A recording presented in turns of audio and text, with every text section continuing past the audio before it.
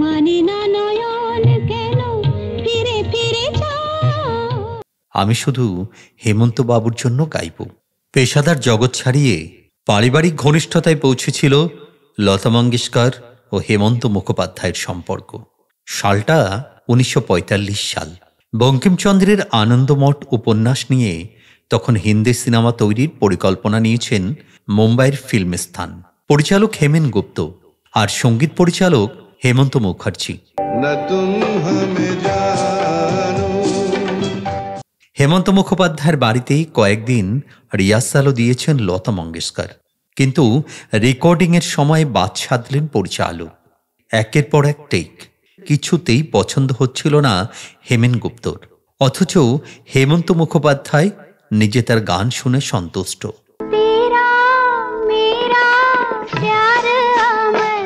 হেমেন গুপ্তর আচরণে তিনি নিজেও রেগে উঠেছেন, অথচ লতা মঙ্গেশকর নিরুত্তাপ। এরপর 21টি টেক দিয়ে গেলেন একটুও উত্তেজিত না হয়ে, শুধুমাত্র হেমন্ত মুখোপাধ্যায়ের প্রতি শ্রদ্ধার খাতিরে। ফিল্মস্থানের সঙ্গে সেই সময় লতার সম্পর্ক ভালো ছিল না। প্রযোজক শশধর মুখোপাধ্যায় তো বলেই দিয়েছিলেন লতা এই ছবিতে গান গাইবেন না। অথচ লতাকে ছাড়া অন্য কাউকে দিয়ে বন্দে মাতরম গানটি গাওয়ানোর কথা ভাবতেই পারছিলেন না হেমন্ত মুখার্জি।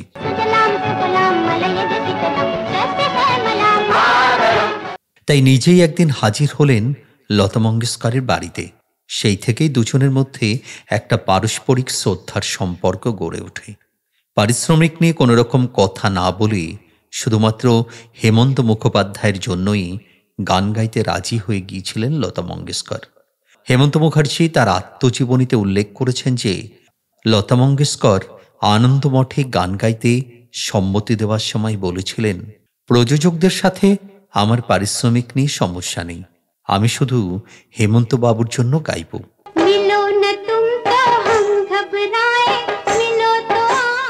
গানের জগৎ থেকে এই সম্পর্ক এসে পৌঁছেছিল ঘরের অন্দরমহলেও। হেমন্ত মুখার্জি তখন এক বন্ধুর বাড়িতে থাকতেন। সেখানে তার স্ত্রী বেলা মুখোপাধ্যায়ের সঙ্গে আলাপ হয় লতাজির। হেমন্ত বেলা দম্পতির দ্বিতীয় সন্তানের জন্মের সময়ও তারা মুম্বাইতে ছিলেন। হেমন্ত মুখার্জি তার কাজ নিয়ে ব্যস্ত থাকতেন। একদিন বেলা মুখোপাধ্যায়ের কাছে হাজির হলেন লতা মঙ্গেশকর। বললেন, গর্ভবতী মহিলাদের পছন্দের খাবার খাওয়ানোর রীতি বাঙালিদের মতোই মারাঠিদের মধ্যেও আছে। তিনি সেদিনই গর্ভবতী বেলাকে স্বাদ খাইয়েছিলেন।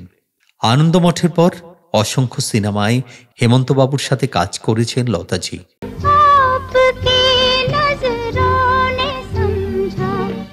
গানগুলি বেশ জনপ্রিয়তা পেয়েছিল, কিন্তু সিনেমাগুলি বক্স অফিসে মুখ থুবড়ে পড়েছিল। ভেতরে ভেতরে উদ্বিগ্ন হয়ে উঠেছিলেন হেমন্তবাবু। 1954 সালে নাগিন ছবিটির সময় তিনি লতাজিকে বলেছিলেন এরপর তাকে মুম্বাই ছাড়তে হবে, কিন্তু লতাজি সাহস জুগিয়েছিলেন, বলেছিলেন এবার অন্যরকম কিছু হবে। আর হলো তাই।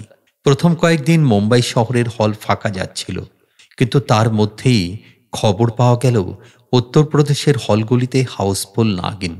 কয়েকদিনের মধ্যেই ভিড় বাড়তে শুরু করল মুম্বাইয়ের হলগুলিতেও। বাংলা গানের জগতেও লতা মঙ্গেশকরের আত্মপ্রকাশ হেমন্ত মুখোপাধ্যায়ের হাত ধরে।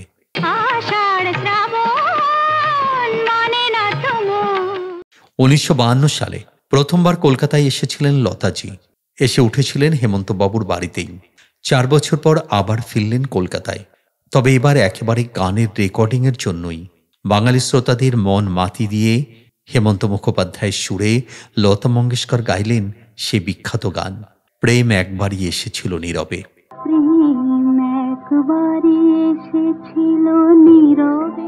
সঙ্গীত জীবনে 30টির বেশি ভাষায় গান গেয়েছেন লতাজি।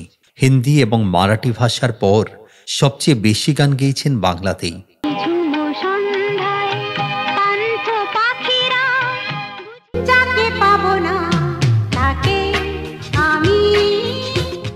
লতার কণ্ঠে বাংলা গানের সংখ্যা প্রায় 185টি। প্রথম দিকে অবশ্য বাংলা ভাষা জানতেন না তিনি, কিন্তু বাংলা ভাষাকে ভালোবেসে ফেলেছিলেন খুব তাড়াতাড়ি। বাংলা শেখার জন্য বাসু ভট্টাচার্যের কাছে রীতিমতো ক্লাস করেছেন। আর প্রতিটি বাংলা গানের উচ্চারণে আর গায়কিতে তিনি হয়ে উঠেছিলেন বাঙালি। 1956 সালেই ভূপেন হাজারিকার সুরে গাইলেন রঙ্গিলা বাঁশিতে। রঙ্গিলা বাঁশিতে কে ডাকে, 50-এর দশকেই সলিল চৌধুরীর সুরে গাইলেন যারে উড়ে যারে পাখি। যারে উড়ে যারে পাখি, না যেও না ওগো আর কিছু তো নয়। প্রতিটা গান পরে হিন্দিতে গাওয়া হয়েছিল। হেমন্ত মুখার্জির সুরে নিঝুম সন্ধ্যায় পান্থ পাখিরা চঞ্চল মন আনমনা হয়। চঞ্চল মন আনমনা হয় যে তার ছোঁয়ায়। আষাঢ় শ্রাবণ মানে না তো মন, স্বাধীন দাশগুপ্তর সুরে আজ মন চেয়েছে মতন। আজ মন চেয়েছে আমি হারিয়ে যাব। অসংখ্য গান আজও বাংলার ঘরে ঘরে বাজে। তবে হেমন্ত মুখোপাধ্যায় এবং সলিল চৌধুরীর প্রতি লতাজির শ্রদ্ধার পাল্লাটা সবসময় ভারী ছিল। আর হেমন্ত মুখোপাধ্যায়ের সঙ্গে সম্পর্কটাও পেশার জগৎ থেকে পৌঁছে গিয়েছিল পারিবারিক স্তরে। সত্যি সঙ্গীত জীবনে লতা মঙ্গেশকর হেমন্ত মুখার্জির সম্পর্ক পেশাদার সীমানা ছাড়িয়ে গুরুত্বপূর্ণ ব্যক্তি সংখ্যাতীত হয়ে যায়নি, বরং গুণাভূতির মান, শ্রদ্ধার গভীরতা এবং পারিবারিক বন্ধনে পরিণত হয়। হেমন্তবাবুর কণ্ঠেরও গুণমুগ্ধ ভক্ত ছিলেন লতা মঙ্গেশকর। তারে বলে দিও সে যেন আসে না। একবার বলেছিলেন, হেমন্ত তার গলা শুনলে মনে হয় যেন কোনো সাধু মন্দিরে ভজন গাইছেন। দে দোল দোল দোল তোল পাল তোল চল ভাসে সব। আর সবই ইতিহাস। 36 বছর আগেই সঙ্গীতের জগৎকে রিক্ত করে সুরলোকে পাড়ি দিয়েছেন হেমন্ত মুখার্জি। আর সমস্ত স্মৃতি পেছনে ফেলে লতা মঙ্গেশকরও চলে গেছেন 3 বছর আগে। এইসব মহিরুহরা আজ আর নেই, থেকে গিয়েছে তাদের অমূল্য সব সৃষ্টি।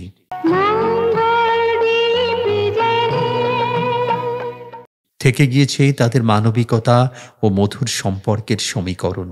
এই সম্পর্ক কেবল সঙ্গীত নয়, মানবিক শ্রদ্ধারও এক চিরন্তন গল্প হয়ে লেখা আছে। তারা চলে গিয়েও অমর হয়ে আছেন, থাকবেন যতদিন বাংলা গান থাকবে বাঙালির হৃদয়ে। আমরা হ্যাপি সানরাইজের পক্ষ থেকে শ্রদ্ধা জানাই অমর সঙ্গীত শিল্পী শ্রী হেমন্ত মুখোপাধ্যায় ও লতা মঙ্গেশকরকে। আজ এ পর্যন্তই। আজকের ভিডিওটি যদি আপনাদের ভালো লাগে তাহলে অবশ্যই লাইক করুন, শেয়ার করুন আর আমাদের চ্যানেল হ্যাপি সানরাইজ সাবস্ক্রাইব করুন। ভিডিওটি সম্পূর্ণ দেখার জন্য আপনাকে অসংখ্য অসংখ্য ধন্যবাদ।